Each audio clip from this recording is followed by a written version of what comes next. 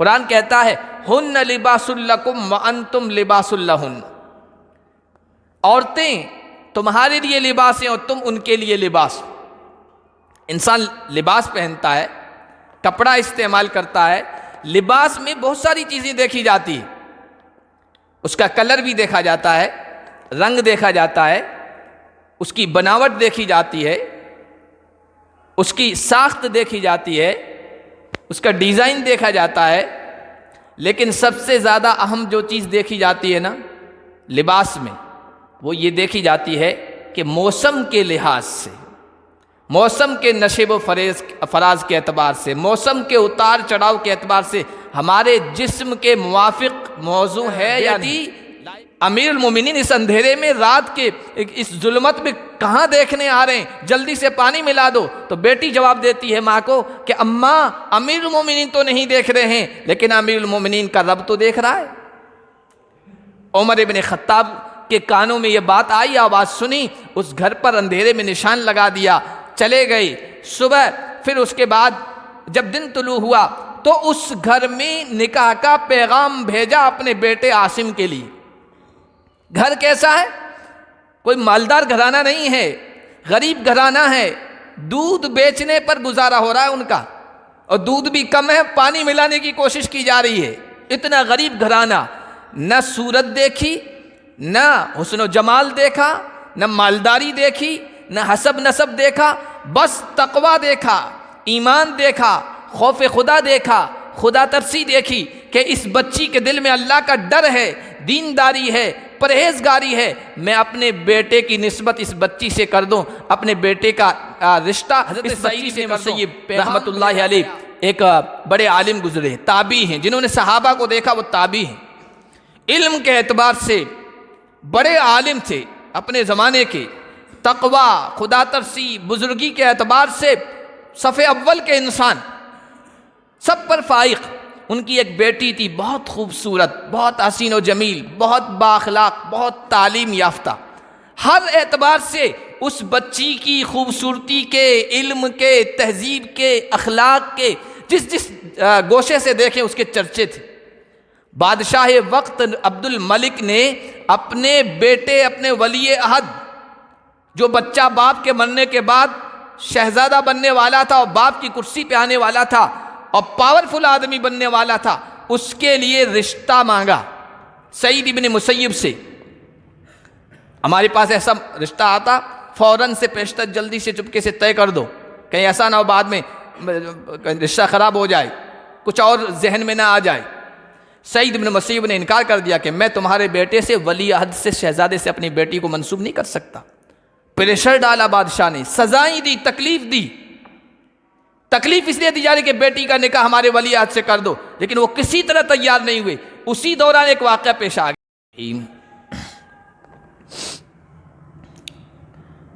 وَأَنكِحُوا الْأَيَامَ مِنكُمْ وَالصَّالِحِينَ مِنْ عِبَادِكُمْ وَإِمَائِكُمْ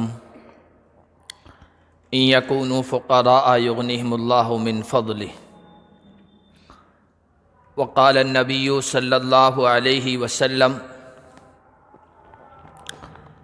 تنکح المرأة لأربع: لمالها ولحسبها ولجمالها ولدينها فاظفر بذات الدين تربت يداك، او كما قال النبی صلی اللہ علیہ وسلم۔ درود شریف پڑھ لیں۔ اللہم صلی علی محمد وعلی آل محمد کما صلیت علی ابراہیم وعلی آل ابراہیم انک حمید مجید۔ اللہم بارک علی محمد وعلی آل محمد کما بارکت علی ابراہیم وعلی آل ابراہیم انک حمید مجید۔ میرے محترم بزرگوں اور عزیز دینی بھائیوں، اللہ تبارک و تعالیٰ کی بہت ساری نعمتوں میں سے ایک بہت بڑی اور اہم نعمت اولاد کا ملنا ہے۔ اللہ تعالیٰ کسی کو اولاد سے نواز دے تو اس پر بڑا احسان ہے، اللہ کی بڑی نعمت۔ کتنی بڑی نعمت ہے ذرا ان لوگوں سے پوچھئے جو شادی کے بندھن میں بندھ جانے کے کئی سالوں کے بعد بھی اولاد سے محروم ہے۔ ہر طرح کے جتن کیے، ہر طرح کی کوشش کی، علاج معالجہ کیا، لیکن اولاد نصیب نہیں ہو رہی۔ ان کی سب سے بڑی خواہش و تمنا یہی ہے کہ ان کی کوئی اولاد ہو، بچہ ہو یا بچی، جس سے وہ محبت کا اظہار کر سکیں، جس سے لاڈ پیار کر سکیں، جس سے گھر کی آبادی ہو سکے، اور جس کے ذریعے سے بعد میں ان کا نام چل سکے، اور اس دنیا سے وہ جائیں تو ان کی وراثت ان کے نام منتقل ہو سکے۔ اور یہ اتنی بڑی نعمت ہے کہ انبیاء نے بھی اس کی تمنا کی، آرزو کی، اللہ کے پیغمبروں نے۔ حضرت زکریہ علیہ السلام کا ذکر قرآن میں کیا گیا، اور بڑے عجیب و غریب اور دل پذیر انداز میں قرآن نے نقل کیا، وَإِنِّي خِفْتُ الْمَوَالِيَ مِنْ وَرَائِي وَكَانَتِ امْرَأَتِي عَاقِرًا فَهَبْ لِي مِن لَّدُنكَ وَلِيًّا يَرِثُنِي وَيَرِثُ مِنْ آلِ يَعْقُوبَ وَاجْعَلْهُ رَبِّ رَضِيًّا۔ پروردگار، میرے بعد جو میرے رشتہ دار ہیں ان کی طرف سے مجھے اندیشہ ہے، میری بیوی بھی بانجھ ہے، تو مجھے اپنی طرف سے وارث عطا فرما جو میرا وارث بنے، اور میرا جو خاندان ہے انبیاء کا، دینی وراثت کو وہ سنبھال سکے۔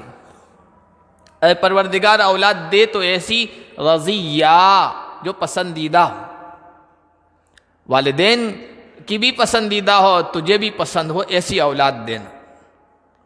حضرت ابراہیم علیہ السلام کی عمر 80-90 سال ہو گئی، بڑھاپے کے اندر چل رہے ہیں، لیکن قرآن کہتا ہے اولاد کی تمنا اور آرزو ان کے دل میں بھی تھی، اور اللہ سے مانگا کرتے تھے، رب ھب لی من الصالحین، پروردگار مجھے نیک فرزند عطا فرما۔ اللہ تعالیٰ اس نعمت سے نواز دیں، اولاد دے دیں، چاہے بیٹا ہو یا بیٹی، بچہ ہو یا بچی، اس کے بعد اس اولاد کے حقوق ہوتے ہیں جو والدین کے ذمے ہوتے ہیں، والدین کے کاندھوں پر ہوتے ہیں۔ ان حقوق میں سے ایک یہ ہے کہ ان کا اچھا نام رکھا جائے، بہترین نام رکھا جائے جس کا معنی اور مطلب اچھا ہو۔ اچھے نام کے بعد پھر ان کی اچھی خوراک کا، ان کی صحت کا، تندرستی کا لحاظ کیا جائے، اچھا کھانا پینا فراہم کیا جائے ان کے لیے، یہ بھی اولاد کا حق ہے۔ اولاد کا حق یہ بھی ہے کہ ان کی اچھی تعلیم اور تربیت کا نظام کیا جائے، اچھے ماحول میں وہ پروان چڑھیں، بڑے ہوں، اور پھر جب وہ بالغ ہو جائیں تو ان کا حق یہ ہے کہ ان کے لیے مناسب اچھا رشتہ تلاش کر کے، انتخاب کر کے اس رشتے سے ان کو جوڑ دیا جائے۔ اچھا رشتہ کون سا ہے؟ اس کا کیا معیار ہے؟ ہر انسان کا اپنا اپنا معیار ہوتا ہے، اپنی چوائس ہوتی ہے، اپنا انتخاب ہوتا ہے، لیکن ہو سکتا ہے وہ اس میں غلطی کر جائے۔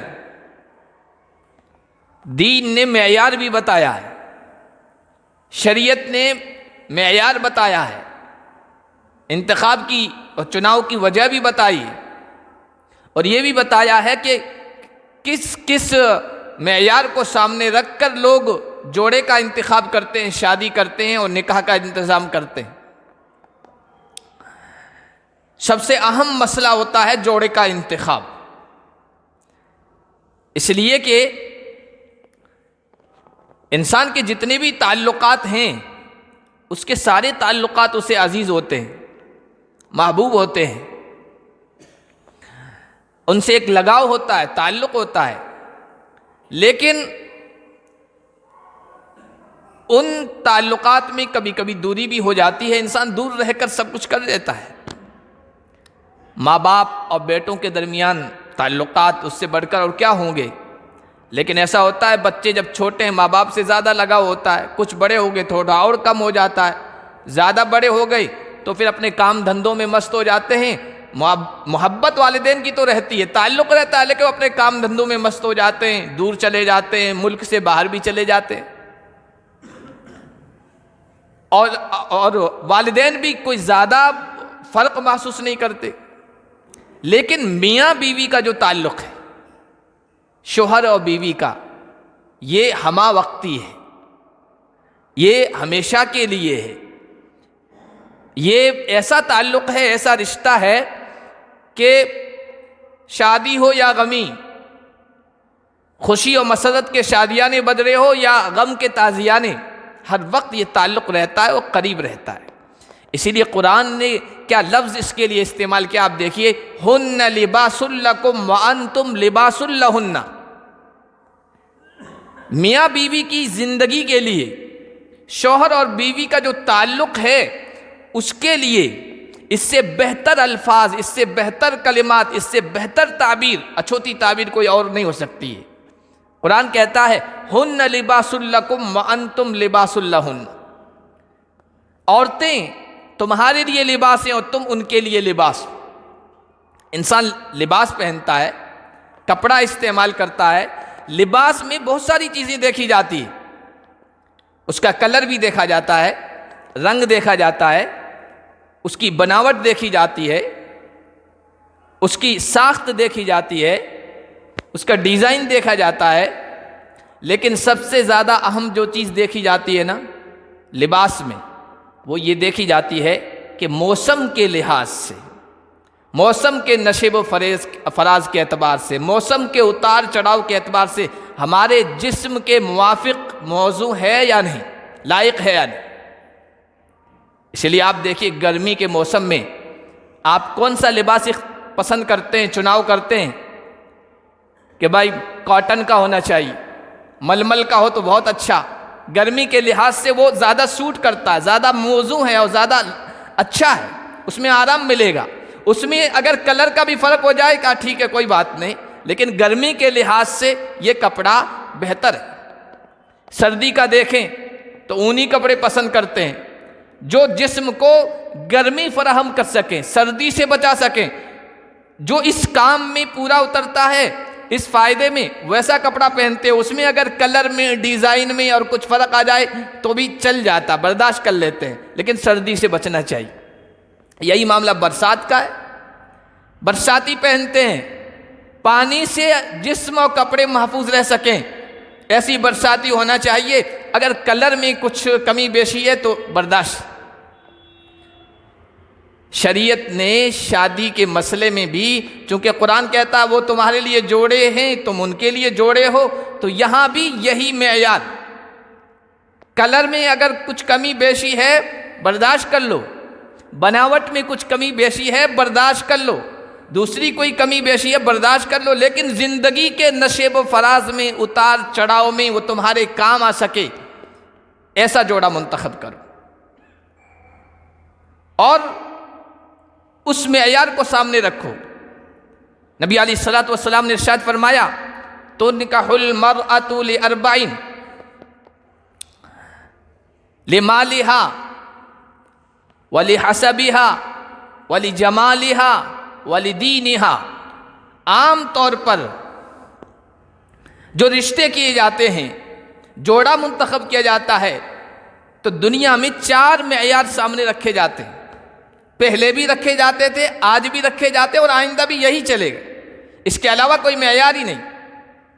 حضور نے فرمایا عام طور پر اکثر لوگ یہ کرتے ہیں لمالہا، مال کی وجہ سے، مال کو دیکھ کر، دولت کو دیکھ کر، ثروت کو دیکھ کر، مالدار گھرانے کو دیکھ کر لڑکی کا انتخاب کیا جاتا ہے، اپنی زندگی کے لباس کا انتخاب کیا جاتا ہے۔ مالدار گھرانے میں شادی کروں گا، جہیز آئے گا، جہیز کے بعد پوری زندگی ہے، موقع بموقع مہنگے مہنگے بھاری بھرکم تحفے گفٹ آیا کریں گے، یہ لوگوں کے سامنے آتا ہے، میراث میں بہت سارا حصہ مل جائے گا۔ مال کو دیکھ کر اپنی شادی کا جوڑا منتخب کرتے ہیں، لباس منتخب کرتے ہیں۔ دوسرا معیار یہ ہوتا ہے وَلِحَسَبِهَا، حسب نسب کو دیکھ کر، اسٹیٹس کو دیکھ کر، کسی سماج میں، معاشرے میں، خاندان میں اس کا مقام و مرتبہ کیا ہے، اونچے خاندان کو دیکھ کر، یا لڑکی کا باپ کسی محکمے کا ذمہ دار ہے، ڈائریکٹر ہے، دنیاوی لحاظ سے اونچے پوسٹ پر ہے، یہ اسٹیٹس ہے، یہ حسب، کہ اس کو دیکھ کر شادی کرتے ہیں، اپنی بیوی کا انتخاب کرتے ہیں کہ لوگ یہ کہیں گے کہ فلاں بڑے آدمی کا داماد ہے، اس کی وجہ سے ہماری شہرت ہو جائے گی کہ یہ تو فلاں کے رشتہ دار ہیں، سسرالی رشتہ ان کا وہاں سے ہے۔ حسب نسب کو دیکھ کر شادی کرتے ہیں، انتخاب کرتے ہیں۔ وَلِجَمَالِهَا، دنیا میں بڑی تعداد ایسے لوگوں کی بھی ہے جو لڑکی کے حسن و جمال پر فریفتہ ہو کر، خوبصورتی سے متاثر ہو کر اس کو چنتے ہیں اور اپنا لائف پارٹنر بنانے کی اس کے لیے کوشش کرتے ہیں، اس کو ترجیح دیتے ہیں۔ اللہ کے نبی صلی اللہ علیہ وسلم نے بیان فرمایا ایک چوتھا معیار بھی ہے لوگوں کا، وَلِدِينِهَا، کچھ لوگ ایسے بھی ہیں جو دینداری کو دیکھتے ہیں، جو اخلاق کو دیکھتے ہیں، جو سیرت کو دیکھتے ہیں، جو کردار کو دیکھتے ہیں، جو کیریکٹر کو دیکھتے ہیں، جو اخلاقی خوبیوں اور محاسن کو دیکھتے ہیں اور اس کی وجہ سے لڑکی کو ترجیح دیتے ہیں۔ اور نبی علیہ الصلوۃ والسلام نے دوسری جگہ ارشاد فرمایا کہ دیکھو مال تو آنی جانی فانی چیز ہے، آج مالدار ہے کل غریب، آج کا غریب کل کا مالدار، اور آج کا مالدار کل کا غریب، یہ ہم دیکھتے ہیں۔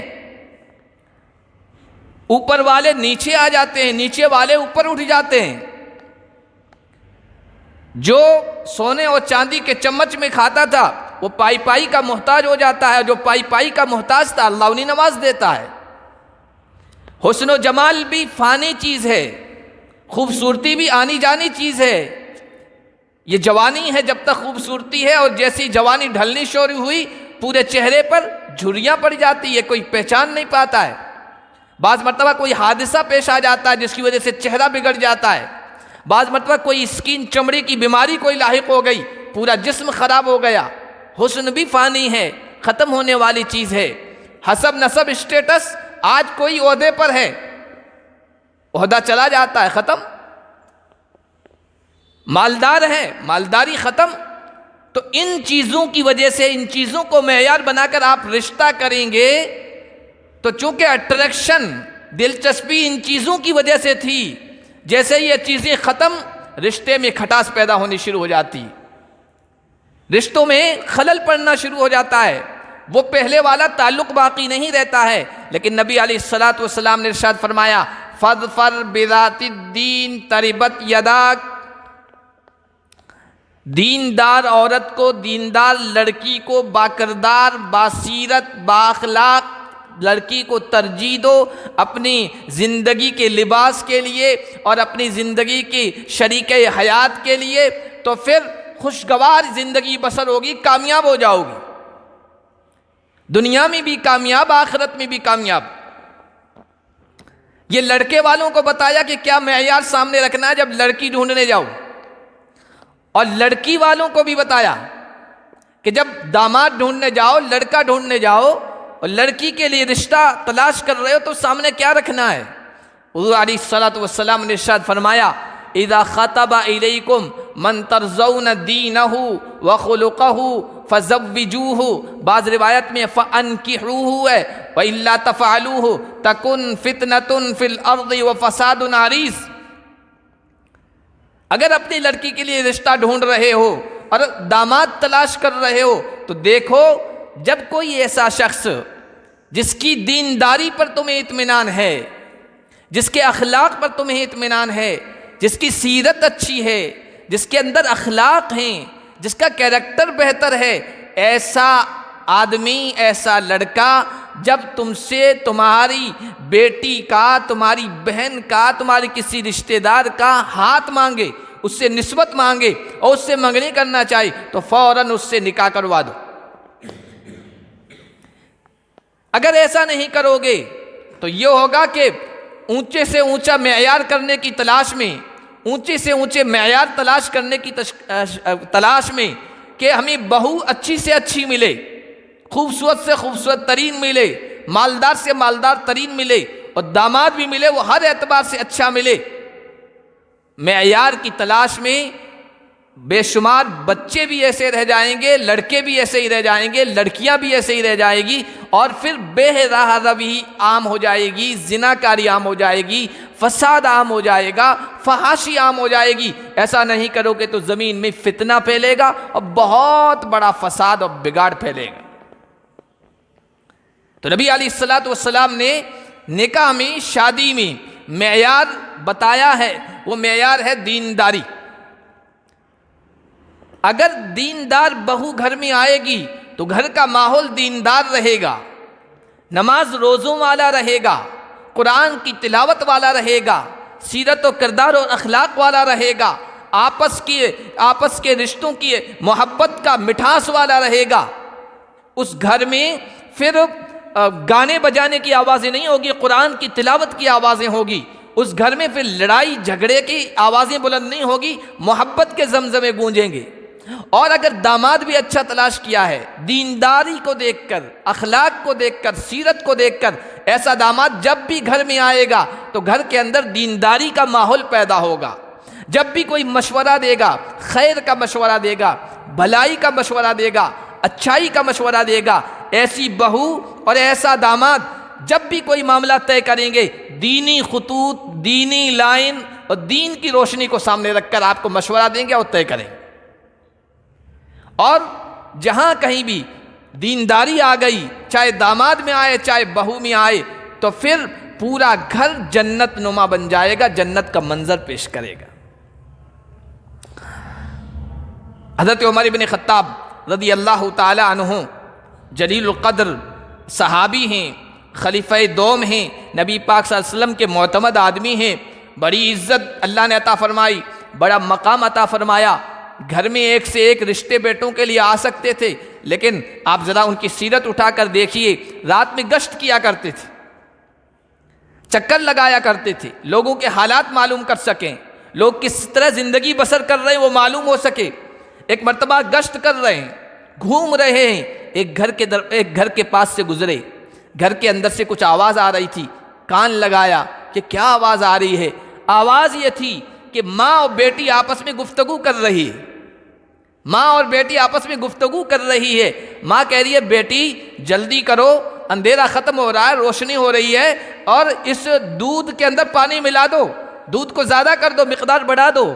تو سامنے سے بیٹی کہہ رہی ہے اماں، امیر المؤمنین خلیفۃ المسلمین عمر ابن خطاب نے آرڈر جاری کیا ہے کہ کوئی آدمی، کوئی بھی انسان دودھ کے اندر پانی ملا کر فروخت نہ کرے، نہ بیچے۔ تو ماں کہتی ہے پلٹ کر کہ بیٹی، امیر المومنین اس اندھیرے میں، رات کے اس ظلمت میں کہاں دیکھنے آ رہے ہیں، جلدی سے پانی ملا دو۔ تو بیٹی جواب دیتی ہے ماں کو کہ اماں، امیر المومنین تو نہیں دیکھ رہے ہیں، لیکن امیر المومنین کا رب تو دیکھ رہا ہے۔ عمر ابن خطاب کے کانوں میں یہ بات آئی، آواز سنی، اس گھر پر اندھیرے میں نشان لگا دیا، چلے گئے۔ صبح پھر اس کے بعد جب دن طلوع ہوا تو اس گھر میں نکاح کا پیغام بھیجا اپنے بیٹے عاصم کے لیے۔ گھر کیسا ہے؟ کوئی مالدار گھرانہ نہیں ہے، غریب گھرانہ ہے، دودھ بیچنے پر گزارا ہو رہا ہے ان کا، اور دودھ بھی کم ہے، پانی ملانے کی کوشش کی جا رہی ہے۔